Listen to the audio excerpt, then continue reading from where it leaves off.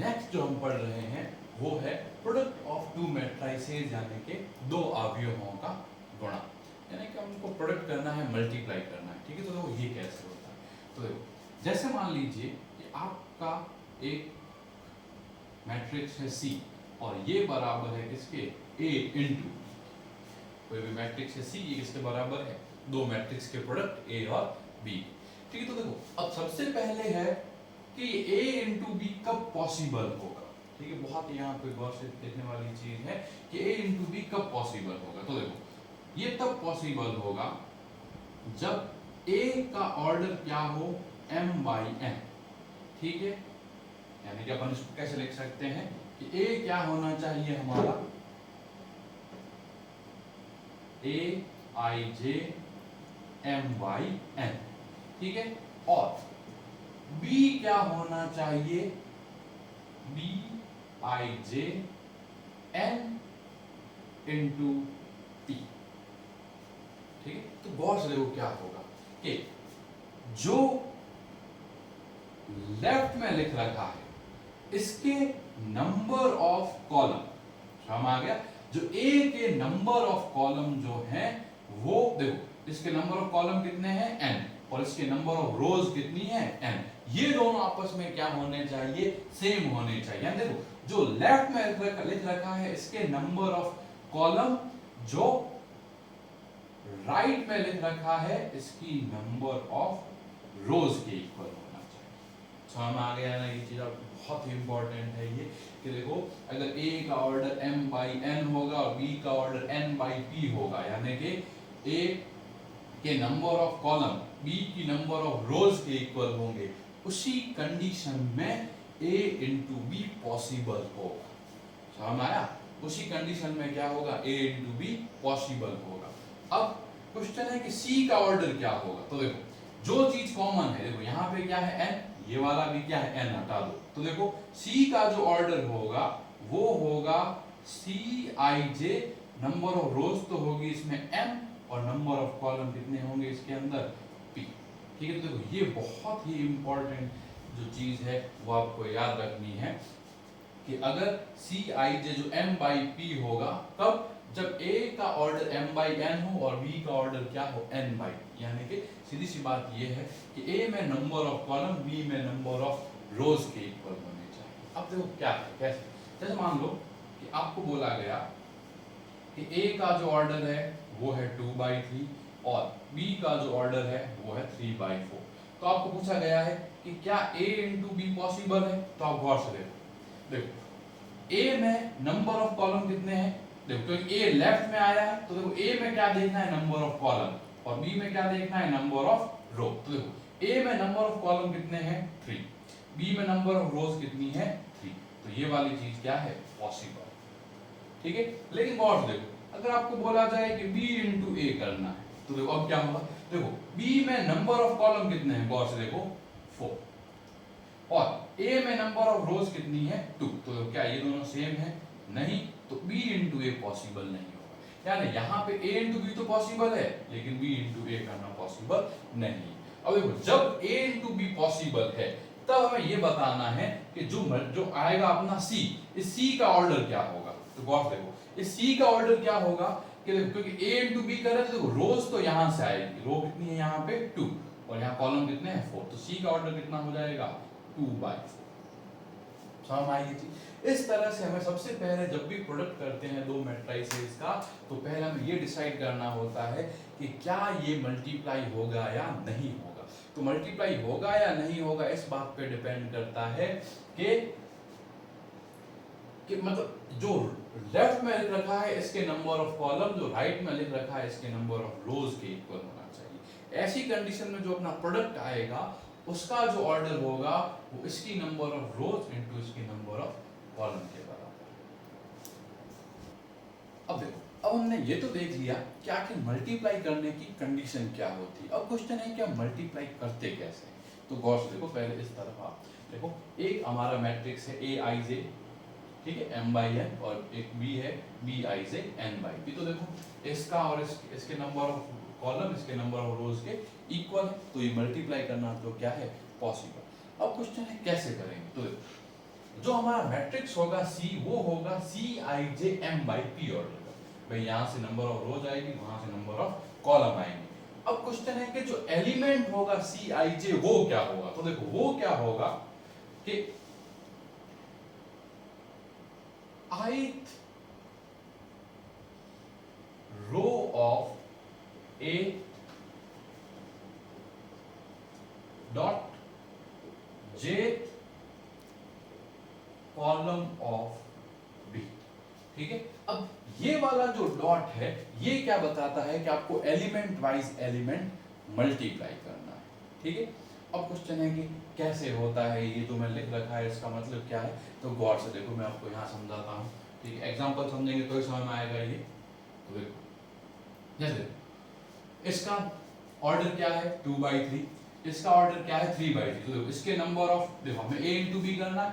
ठीक है, तो देखो इसके नंबर ऑफ कॉलम है 3, इसके नंबर ऑफ रोज है 3, यानी ये वाला क्या होगा मल्टीप्लाई पॉसिबल। तो देखो c क्या होगा, देखो यहाँ पे नंबर ऑफ रोज कितनी है 2 और यहाँ नंबर ऑफ कॉलम कितने हैं 3। तो c का जो ऑर्डर होगा वो क्या हो जाएगा 2/3।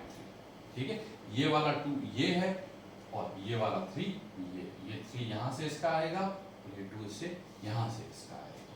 ठीक, अब 2/3 इसका मतलब इसमें कितने रोज होगी 2 और कॉलम कितने होंगे 3, यानी देखो एक एलिमेंट यहाँ एक एलिमेंट यहाँ। देखो first row first column second column third column. अब सेकंड कॉलम सेकंड रो में भी फर्स्ट कॉलम सेकंड कॉलम और थर्ड कॉलम। अब देखो यहाँ पे जो एलिमेंट है इसको हम क्या पढ़ते हैं, देखो ये हुआ 1 ये हुआ 2 ये हुआ 1 ये हुआ 2 ये। देखो ये क्या है C11। अब देखो अब क्वेश्चन है कि C11 कैसे निकालेंगे। तो गौर से देखो, मैंने आपको क्या बोला, C11 क्या है कि ith रो ऑफ A और jth कॉलम ऑफ B। तो देखो ith रो मतलब फर्स्ट रो किसकी A, तो देखो वो क्या है 1 2 और माइनस 1 2 और माइनस। ठीक है, देखो इसको किससे मल्टीप्लाई करना है jth कॉलम ऑफ B। यहाँ पे कॉलम भी अपना कौन सा है फर्स्ट, तो देखो B का फर्स्ट कॉलम वो क्या है 1 0 1। ठीक है, तो देखो ये क्या है 1 0 1। ठीक है, आप जैसे चाहो उसको वैसे लिख सकते हो और इनको मल्टीप्लाई करने पे हमारा क्या आएगा एक नंबर आएगा। अब उसमें मल्टीप्लाई कैसे करते हैं, तो देखो इस 1 को इस 1 से, तो ये क्या हुआ 1 प्लस इस 2 को इस 0 से, तो ये क्या आया 2 इंटू 0, ये क्या हुआ 1 इंटू 1, ये वाला 1 इंटू 1 फर्स्ट एलिमेंट को फर्स्ट एलिमेंट से, फिर 2 इंटू 0, फिर लास्ट में -1 इंटू 0, तो -1 इंटू 1। ठीक है, ये तो ये क्या हुआ 1 प्लस 0 -1, यानी ये क्या आ गया 0, यानी देखो C11 क्या आएगा 0 आएगा। समझ आ गई। अब इस तरह देखो C12 निकालना चाहे तो देखो क्या होगा C12 मतलब ith कॉलम ऑफ A, यानी कौन सा column sorry ith row of A, तो फर्स्ट रो चाहिए, तो ये क्या हुआ 1 2 -1 और कौन सा कॉलम चाहिए second column jth column of B, second column कौन सा है -2 1 0, तो देखो ये क्या आया -2 1 और 0। ठीक है, चलिए मल्टीप्लाई कर दीजिए। कैसे करना है, इस 1 को -2 से, 1 into -2 plus 2 into 1 plus -1 into 0, तो देखो ये क्या आया -2 प्लस 2 और 0, -2 प्लस 2 प्लस 0, ये क्या आ गया 0। फिर से देखिए यहाँ पर भी एलिमेंट क्या आ गया 0। ठीक है, अब नेक्स्ट क्या निकालना है, देखो अब मैं रैंडमली निकालता हूँ, तो देखो अब अपन क्या करेंगे, देखो ये वाला प्रोसेस अपने उसे समझने के लिए करना है कि कैसे करना है। अब अपन हर बार ऐसे नहीं जाएंगे, फिर अपने को देखो ये निकालना है C13। ठीक है, तो जैसे मैं पहले C13 निकालता, मैं निकालता हूँ C21 निकालता हूँ। ठीक है, देखो C21 कैसे निकालेंगे, सेकंड रो ऑफ A, तो वो क्या है 03, हुआ या नहीं हुआ 0 3 और 2। अब फर्स्ट कॉलम ऑफ B, तो फर्स्ट कॉलम ऑफ B क्या है 1 0 1, तो ये क्या हुआ 1 0 1, 0 into 1 plus 3 into 0 plus 2 into 1, तो आप आप सॉल्व करो तो ये 0, ये भी 0, कितना आ जाएगा 2, यानी यहाँ पे कौन आके बैठ जाएगा 2। क्लियर हुई ये चीज? अब देखो, अब हमें निकालना है, तो हम सारे एलिमेंट्स को इस तरह से अलग अलग करके सॉल्व नहीं करेंगे, ये हमें समझना होगा कैसे करना है। तो देखो अलग करने की ट्राई करेंगे। तो देखो अब यहाँ वाला एलिमेंट देखना है, ये क्या है 1 3, तो देखो इसका तो फर्स्ट रो 1 2 -1 और यहाँ पे 1 0 0, तो देखो 1 into 1 क्या हुआ 1 into 1 plus 2 into 0 plus -1 into 0, तो ये फिर से यहाँ पे क्या आ गया 1। ठीक है, तो इस तरह से आपको जो है सॉल्व करना आना चाहिए। अब देखो ये यहाँ पे ये वाला एलिमेंट कौन सा है C2 2, यानी कि इसकी सेकंड रो, इसका सेकंड कॉलम, तो देखो 0 into -2, ठीक है। तो देखो अपन अगर निकालना चाहें डायरेक्ट C2 2, तो वो क्या होगा, हाँ 0 3 2 को हम मल्टीप्लाई करना है -1 सॉरी -2 1 0 से, क्योंकि हमें C2 2 फाइंड करना है। तो देखो ये क्या हुआ 0 into -2 plus 3 into 1 plus 2 into 0, तो देखो ये हुआ 0, ये हुआ 3, ये हुआ 0, तो अल्टीमेटली आंसर क्या आ गया 3। तो यहाँ पे हमारा क्या आ गया 3। क्लियर हुई ये चीज? ठीक है। अब लास्ट एलिमेंट बचा है जो कौन सा है C2 3। देखो C2 3 कैसे फाइंड आउट करेंगे, तो देखो सेकंड रो और थर्ड कॉलम, तो देखो ये वाली रो और ये वाला कॉलम, तो 0 into 1 0, 3 into 0 0, 2 into 0 0, तो देखो 0 plus 0 plus 0 कर दो, अल्टीमेटली क्या आ जाएगा 0। तो देखो ये जो आपका C आया, ये क्या आया A into B के इक्वल आया। तो देखो इस तरह से जो है हम क्या करते हैं, दो मैट्रिक्स को आपस में मल्टीप्लाई करते हैं। अगर आपको समझ में नहीं आया तो आप वीडियो एक बार वापस देखिए, और फिर भी आपको समझ में नहीं आया तो आप कमेंट सेक्शन में मुझे जरूर बताएं। अब इस लेक्चर में हम देख रहे हैं कि properties of addition and multiplication, मतलब मैट्रिक्स का जो एडिशन और मल्टीप्लिकेशन है इसकी क्या क्या प्रॉपर्टीज होती है। तो देखो सबसे पहली प्रॉपर्टी ये होती है कि a plus B b plus a के इक्वल होता है। ठीक है, यानी कि a plus B b plus a के इक्वल होता है। इसे हम कहते हैं कम्यूटेटिविटी।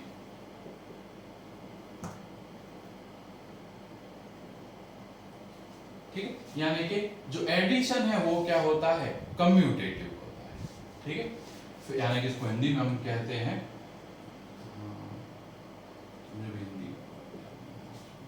ठीक, सेकंड देखो a प्लस बी प्लस सी जो होगा वो a प्लस बी प्लस सी के इक्वल होगा, यानी इसको हम हिंदी में कहते हैं, इसको हिंदी में कहते हैं ये एसोसिएटिव। ठीक है, हिंदी में इसे कहा जाता है कि साक्ष्य। ठीक है, तो जो प्रॉपर्टीज होती है वो क्या होगी कि a प्लस बी क्या होगा b प्लस a होगा, और a plus b plus c क्या होगा a plus b plus c होगा। मतलब आपको तीन मैट्रिक्स को ऐड करना है, तो पहले b प्लस c को ऐड करके आंसर a में भी ऐड कर सकते हो, और a प्लस b को ऐड करके आंसर c में भी ऐड कर सकते हो। थर्ड देखिए, थर्ड ये है कि a प्लस b का जो ट्रांसपोज होगा, मतलब दोनों को ऐड करने पे जो ट्रांसपोज आएगा ये होगा a transpose plus b transpose, या ऐसे आप चाहो तो b transpose plus a transpose भी लिख सकते हो। ये बात हमेशा क्या होगी करेक्ट होगी। ठीक है, एडिशन के लिए ये वाली बातें क्या है करेक्ट। अब सेकंड हम देखते हैं प्रॉपर्टीज इसके लिए मल्टीप्लाई के लिए। तो मल्टीप्लाई के लिए क्या है कि a into B is not equal to B into A. ठीक है, हमेशा जरूरी नहीं है कि a into B B into A के इक्वल होगा। आपने प्रीवियस एग्जाम्पल में जहां मैं प्रीवियस लेक्चर में जहां मैं एग्जाम्पल दे रहा था वहां देखा था कि a इंटू बी तो पॉसिबल था, लेकिन b इंटू ए पॉसिबल भी नहीं था। तो दोनों का इक्वल होना तो बहुत दूर की बात है, कई बार a इंटू बी पॉसिबल होगा तो b इंटू ए पॉसिबल नहीं होगा, ऐसा भी पॉसिबल है। ठीक है, यानी हम क्या बोलेंगे कि जो मैट्रिक्स का जो मल्टीप्लिकेशन है वो क्या नहीं होता कम्यूटेटिव नहीं होता। समझ में आई ये चीज? ठीक है, सेकंड कि अगर आप a इंटू बी इंटू सी करते हो तो ये हमेशा a इंटू बी इंटू सी के इक्वल होता है। क्लियर हुई चीज? यानी इसका मतलब क्या हुआ कि मैट्रिक्स मल्टीप्लिकेशन जो है वो एसोसिएटिव होता है, यानी कि ये साहचर्य के नियम का पालन करता है। अब थर्ड प्रॉपर्टी जो है वो देखना, ये बहुत ही इंपॉर्टेंट है, वो ये है कि A इंटू बी का जो ट्रांसपोज होगा, ठीक है, यानी A इंटू बी का जो ट्रांसपोज होगा वो ऑलवेज इक्वल होगा B transpose into A transpose, ठीक है। मतलब आपने क्या करना पड़ेगा, A इंटू बी का ट्रांसपोज निकालना, तो पहले आप मल्टीप्लाई करके अगर आप ट्रांसपोज निकालना चाहते हो तो इसका आंसर क्या होगा कि B transpose into A transpose, मतलब ट्रांसपोज लेने के बाद आपको उल्टे ऑर्डर में मल्टीप्लाई करना पड़ेगा, ठीक है। और अगर मान लीजिए 3 हो जाए, यानी कि A B C का ट्रांसपोज हो जाए, तो ये C transpose B transpose A transpose के इक्वल होगा, ठीक है।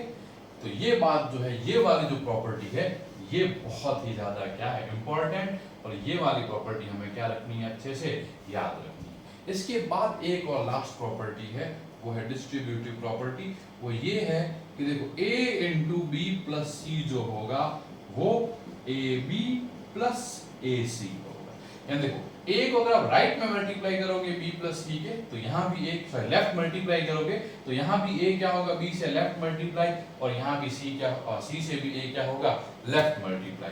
और इस तरह से अगर आपका A plus B times C हो जाए तो देखो ये क्या होगा, देखो C कहाँ से मल्टीप्लाई हो रहा है, राइट से, तो ये क्या होगा AC प्लस BC। आप इसको CA या CB नहीं लिख सकते, क्योंकि यहाँ पे C राइट से मल्टीप्लाई हो रहा है, तो यहाँ पर भी क्या डिस्ट्रीब्यूट करना पड़ेगा, हमें राइट में डिस्ट्रीब्यूट करना पड़ेगा, और यहाँ A लेफ्ट में मल्टीप्लाई हो रहा है, तो हमें क्या करना पड़ेगा, A को लेफ्ट से डिस्ट्रीब्यूट करना पड़ेगा। तो ये सारी की सारी जो प्रॉपर्टीज है वो आपको मैट्रिक्स के मल्टीप्लिकेशन के लिए और एडिशन के लिए याद रखनी है। बहुत बार क्वेश्चन आएंगे, आपको बोला जाएगा कि ये वाली बात है, हमें पता है, तो उसको वेरीफाई करो, ठीक है। तो इस तरह से जो है क्वेश्चन यहाँ पर पूछेगा।